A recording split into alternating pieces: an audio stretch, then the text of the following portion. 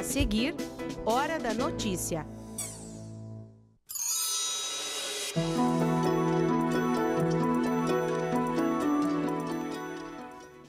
São muitas as dúvidas sobre o processo de adoção. A partir de hoje, o Hora da Notícia apresenta uma série de entrevistas que vai explicar o assunto. Novos lugares vêm ganhando cor na cidade de Passo Fundo. Um deles é o muro da Biblioteca Municipal. Durante esta semana, também vamos apresentar uma série de reportagens sobre alimentos saudáveis. Confira as dicas de como você preparar esses alimentos na sua casa. E ainda, você sabia que para adquirir qualquer tipo de defensivo agrícola é preciso de uma receita? A gente vai falar sobre o receituário agronômico. Hoje é segunda, 15 de janeiro, é Hora da Notícia.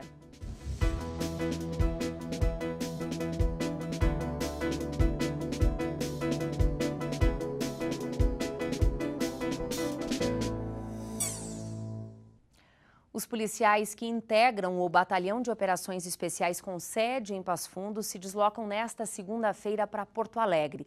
Os mais de 50 soldados vão reforçar a segurança na capital gaúcha para o julgamento do ex-presidente Luiz Inácio Lula da Silva no Tribunal Federal da 4ª Região. O julgamento está marcado para o dia 24, a partir das 8h30 da manhã. E a gente fala agora de uma Passo Fundo muito mais colorida. Não sei se você reparou, mas desde o ano passado, muitos lugares vêm ganhando cor na cidade. São intervenções urbanas feitas pela Confraria da Arte. A última foi lá na Rua Moron, no muro da Biblioteca Municipal. Só que dessa vez, a ação vai envolver ainda mais a comunidade. Veja só. Já faz algum tempo que movimentos como esse vêm surgindo pela cidade. Desde o final do ano passado, pelo menos 7 lugares ganharam uma cara diferente. Você deve saber que as conhecidas como intervenções urbanas não são por acaso. Elas existem sempre com um objetivo, desde passar alguma mensagem ou simplesmente deixar o lugar mais bonito. Só que por aqui, no muro da Biblioteca Municipal, a intenção é ser tudo isso e ainda tentar fazer algo um pouco maior. De todas as intervenções urbanas já feitas aqui em Passo Fundo, essa é a única que tem participação efetiva da comunidade. E isso porque a obra ainda não está 100% concluída. E é aí que você entra. Isso porque já está rolando nas redes sociais um formulário para que as pessoas deem sugestões de títulos fictícios. Tudo isso para transformar esse muro em uma grande estante de livros. A ideia surge de um desafio muito simples, né? Nós precisamos fazer com que as pessoas vivenciem mais a literatura e se sintam motivadas a produzir mais obras literárias. Então, nada mais fácil, nada mais motivante do que ela deixar um registro no próprio muro da Biblioteca Pública Municipal. Então, a ideia de revitalização do muro envolve, primeiro, a motivação para que as pessoas entrem na biblioteca, frequentem a biblioteca, participem da biblioteca. Em segundo lugar, que sonhem um dia ter o seu livro publicado, portanto, a partir do título criado nesse muro. E em terceiro lugar, para que a gente possa dinamizar mais a cidade, criar mais cores dentro da cidade, né? Fazer com que a cidade vivencie a beleza da cidade a partir das cores. E quem está de novo envolvido com esse movimento é a Confraria das Artes.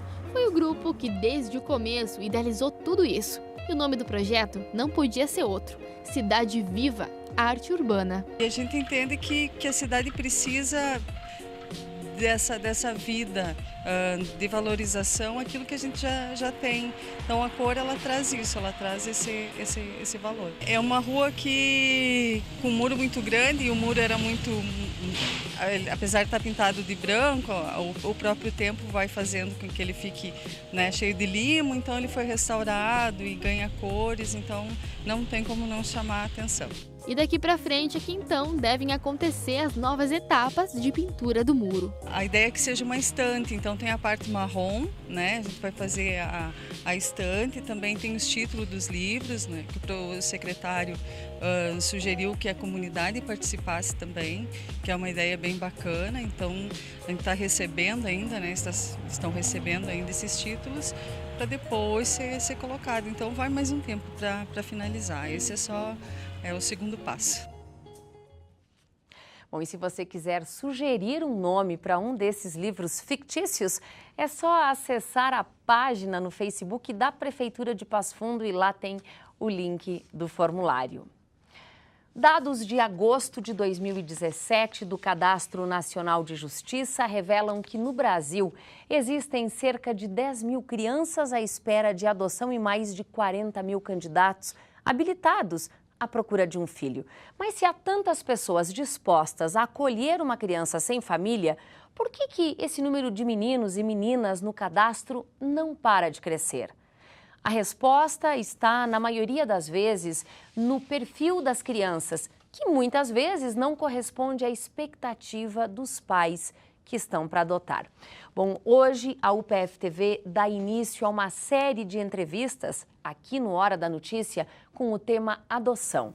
E para abrir o nosso primeiro assunto da série, a nossa convidada é a promotora de justiça de Passo Fundo, Clarissa Machado. Doutora, seja muito bem-vinda ao UPF-TV.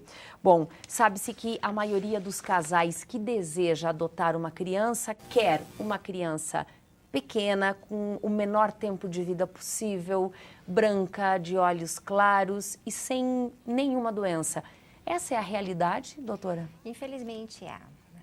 Eu diria que a grande maioria dos habilitados para adoção no Cadastro Nacional de Adoção criam essa expectativa. Até mesmo porque o próprio sistema de justiça, de certa forma, por falhas na legislação, ele induz a essa cultura.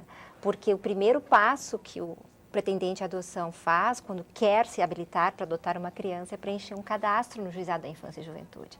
E esse cadastro já abre uma margem de escolha nesse sentido, até que idade, se tem limite de cor, de doenças, de grupos de irmãos. Então, isso vai criando uma expectativa de que o pretendente pode escolher. Então, na sua visão, o problema ele começa já com esse cadastro, que apesar de algumas mudanças na lei, o cadastro continua o mesmo. Continua. Na verdade, o maior problema, a meu ver, que dificulta mudar esta cultura, está dentro do próprio processo legal de habilitação para adoção.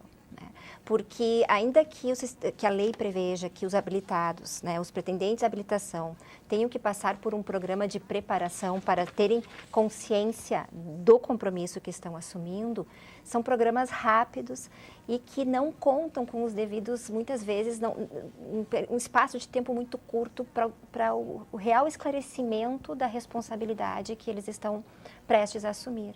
Uma criança adolescente que está apto para adoção, ela foi vítima de situações de violação de direitos gravíssimas. Nenhuma criança é tirada do seu pai e da sua mãe por pouca coisa. Então, elas estão num contexto de violência sexual, violência física, abandono. E isso traz uma consequência muito grande na vida dessa criança em algum determinado tempo da vida dela. Por mais que os casais ou que as pessoas que se habilitam para adotar tenham alguma noção disso e sejam esclarecidas a respeito disso no programa de preparação para adoção, isso tem que ser melhorado, Thais. Agora, doutora, é também preciso pensar num aspecto cultural que está instalado aí. Muitas famílias, quando desejam adotar uma criança, não têm a dimensão correta da adoção. Acham, inclusive, que estão puramente fazendo bem a alguém. É preciso falar sobre isso também. Eu diria que a maioria de casos é mais no sentido de procurarem o cadastro, não porque querem fazer a diferença na vida de uma criança ou de um adolescente, não é que realmente perdeu os seus pais ou nunca teve e precisa de uma família. Eles estão ali porque eles não conseguiram gerar os seus próprios filhos.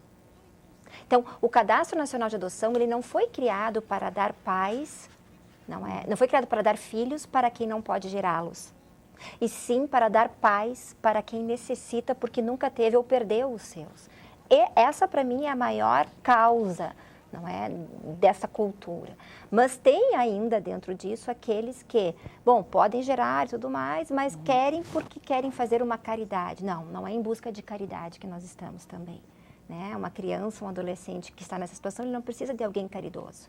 Ele precisa de alguém bastante ciente, do compromisso que está por assumir e disposto a enfrentar todos os desafios desse compromisso. Porque, infelizmente, Thaís, existe uma série de devoluções de crianças e adolescentes que estavam em estágio de convivência com casais ou pessoas habilitadas, porque nos primeiros desafios não deram conta e devolveram a criança para o sistema de acolhimento. Isso é muito triste. Isso corresponde a qual percentual, aproximadamente, em termos nacionais, de famílias que adotam e acabam, nessa fase de adaptação, devolvendo a criança? Eu não posso te dizer um percentual, mas isso tem ocorrido muito frequentemente. E, a meu ver, está relacionado a falhas no processo de habilitação. Sob o aspecto legal, quais são os critérios exigidos para que uma família consiga adotar uma criança? Ela preenche esse cadastro, depois ela passa por uma aferição psicossocial, que é uma entrevista com uma psicóloga, uma assistente social, frequenta este programa de preparação à adoção, que tem que ser ofertado pelo Juizado da Infância e Juventude.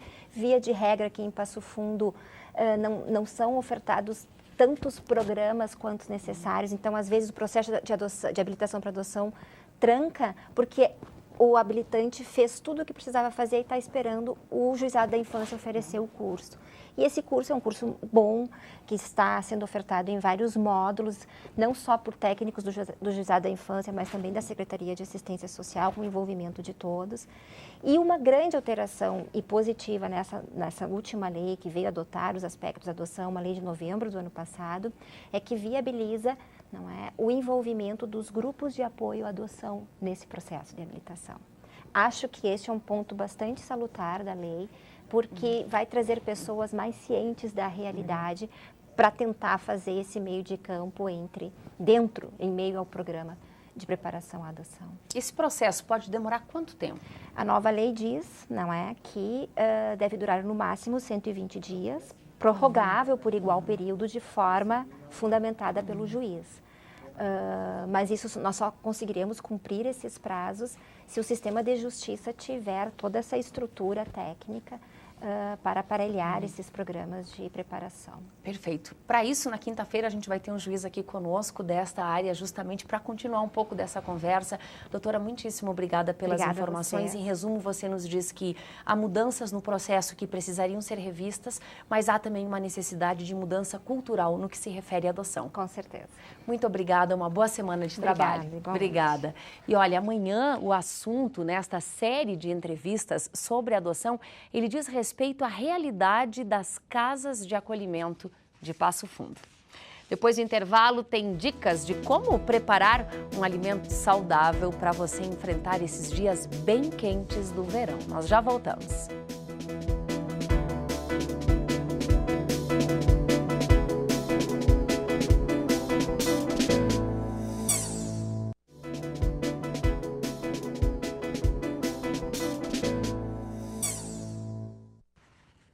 A segunda-feira amanheceu com tempo encoberto e tem possibilidade de chuva no decorrer do dia. Vamos ver então como fica a previsão para esse início de semana.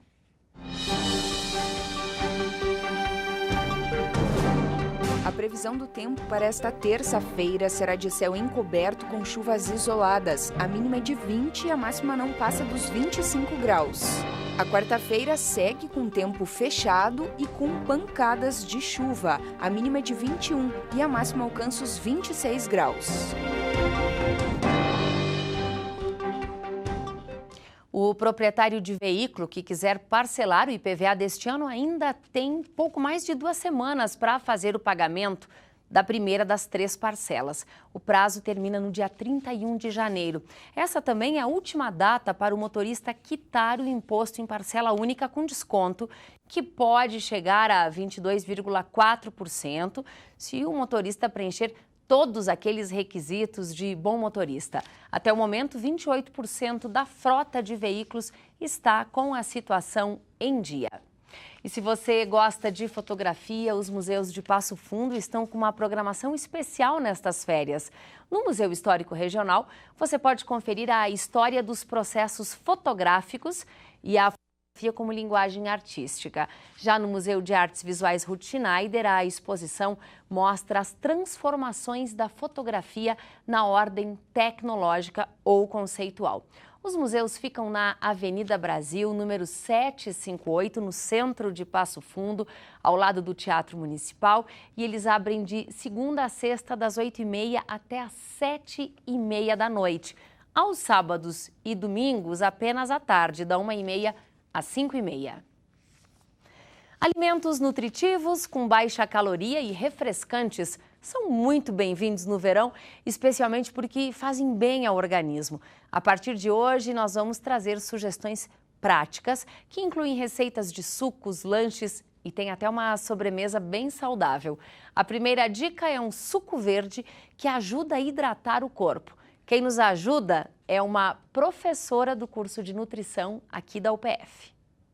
A nossa dica de hoje é um suco verde. Para esse suco você vai precisar de 2 xícaras de folhas de couve, 1 rodela de abacaxi, 2 rodelas de gengibre, folhinhas de hortelã, 1 maçã e 1 litro d'água. Vamos iniciar o preparo. Basta colocar todos os ingredientes dentro do liquidificador. Se você não tiver filtro no liquidificador, você pode peneirar o suco depois de bater. O abacaxi, agora a maçã. Caso você não consiga bater tudo junto, você pode bater um pouco com água e depois acrescentar os demais ingredientes. Agora nós vamos colocar os demais ingredientes, que é o gengibre e as folhinhas de hortelã. Agora é só levar para bater.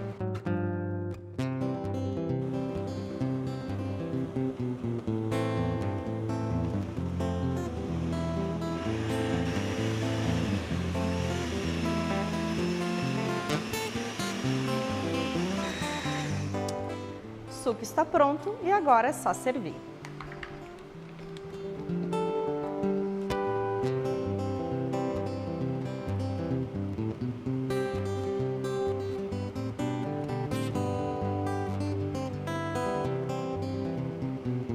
Bom apetite! E amanhã a gente te mostra como fazer um suco de manga com cenoura.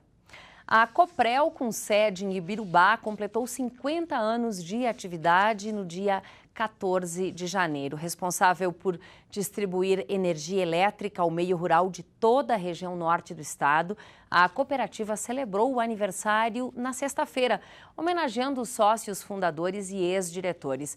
Ao todo, 56 pessoas receberam a distinção. Para o agricultor adquirir qualquer tipo de defensivo agrícola, ele precisa de uma receita, uma espécie de prescrição do que deve ser utilizado e que diz qual a quantidade e a forma de aplicação. O nome disso é receituário agronômico, uma ideia que surgiu no início dos anos de 1970 e se popularizou o Brasil afora. Eles criaram, então, o receituário agronômico, que foi uma espécie de adaptação daquilo que já se fazia na época na própria medicina veterinária. Aliás, um dos membros do grupo de Pelotas que desenvolveu essa ideia era veterinário. Eu preciso dizer o nome dessas pessoas pela importância histórica que eles têm.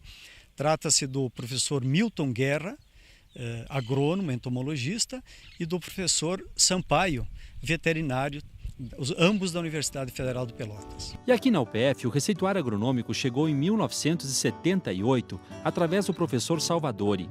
Ele trouxe a novidade de Pelotas, onde fez um curso de pós-graduação. Eu aqui na UPF tinha concluído o curso de agronomia em 74 e fui contratado para dar aula de entomologia.